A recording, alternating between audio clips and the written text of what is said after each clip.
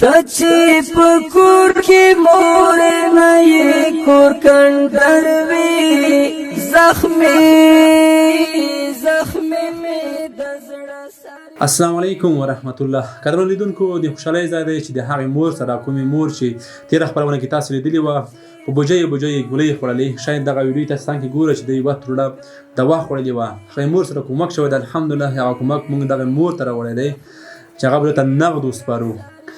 مور یې ستاسو غږ هغه د خلکو واورېدو. الحمدلله که څه هم د زلزله پرون سیمو کې موږ مصروفه وو، هلته ډېر سخت مالي او ځاني زیانونه وغوښتي. هلته موږ کومکونه او مرستې روان دي. لیدونکي ویډیوګانې هغه دې ګوري. انشاءالله هلته به هم کومکونه کوو. تاسې به هم د یادانو باسو، دلته به هم کار کوو.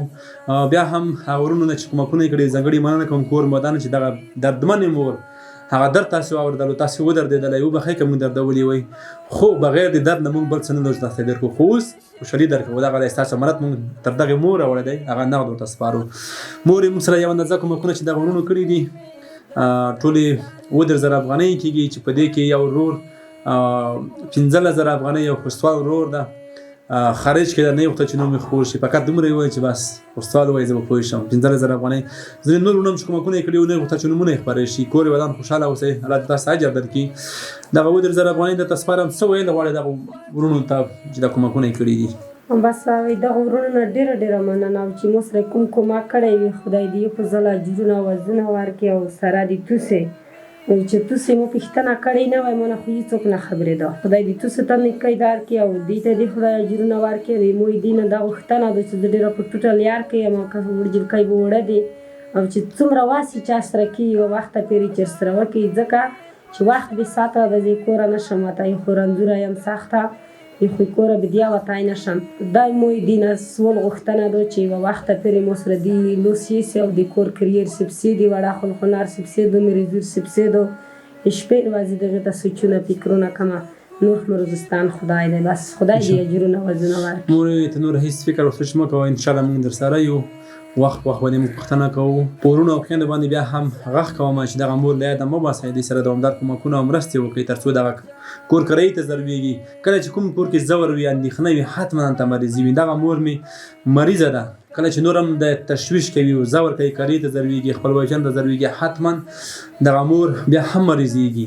مور یې ته به حوصله کوي، هغه د بچیان انشاءالله په سرېدو باندې دي، دا به ستر شي، دا به ژڼې وي، د ګټې وټې به شي، هر څه به خدای وکړي. ته تشویش مه کوه مورې. بس تاسو نه ډېره مننه، خدای دې ډېر اجرونه درکړي. امین. تشویش خامخا تشویش خو کوي، مو ته ډېر ډاکټرونه یې دي چې ته تشویش نه خرابوي، خو بیا نه کوي. یو قرضداري شوم چې کور به نشته، دار په دار یم، وړه چاته ورپوتې مه کړي. امین امین امین.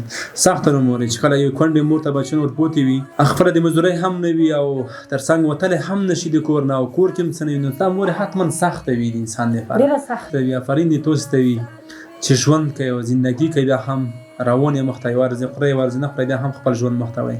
مورې موږ هم در سره یو، ته تشویش مه کوه انشاءالله. بس سلام ابراهیم خلیل اغون ته په سره ور کې وسوته سره د ټولو مسلمانانو. امین. ایته د مورې چې و نه والا کمی ته شي موټی کول چې فکر درتلل یو شای نه فکر من نه کړای چې تو کومه غلار وړي دو وريجه وړي چای برا هر څه مشته، بس هر مخوم ته تکبیر کو چې چای می سره همکاري کړی دی، وته دا وکړه تکبیر ورته کو.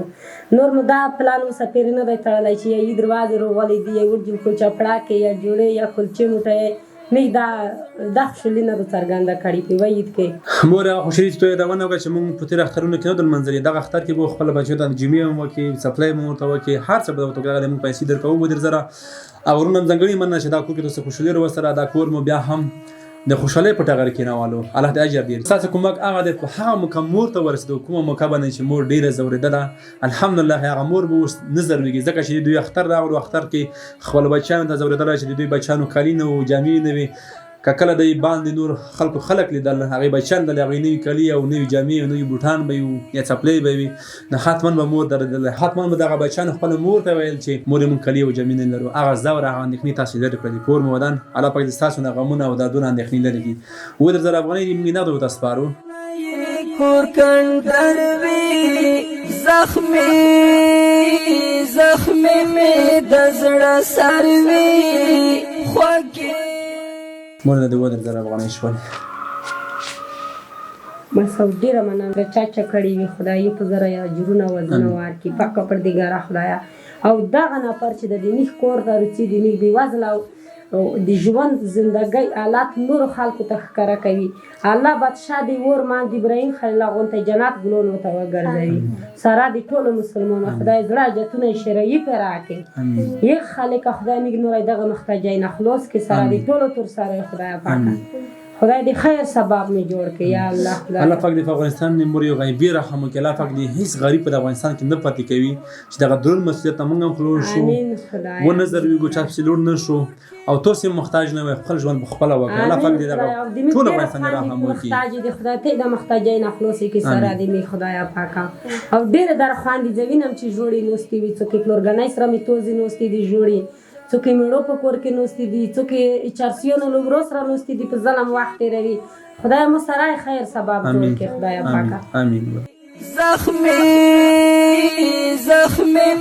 قدم نن کو تاسو د مور دعاګانې واوریدلې الله دې مور سبب جوړ کړي الله پاک دې ټول هغه بېوزلو د دلی هوادولو سبب جوړ کړي څوک چې بسونځ کړي دا خبرونه په همدغه ځای خوشاله باندې فایتر سو تر ولې خبرونه خې چاريو خوا زخمي مې د زړه سروي خوږې مور جانې غیر لتا ژوند مې په کار نه دی کور کندر وي زخمي مې د زړه سروي خوږې مور جانې کدا ګلونو په بستر وی ورک دې شنا کور کندر وی زخمي مې د زړه سروي خوږې مور جانې ته چې په کور کې مور نه یې کور کندر وی زخمي مې د زړه سروي خوږې مور جانې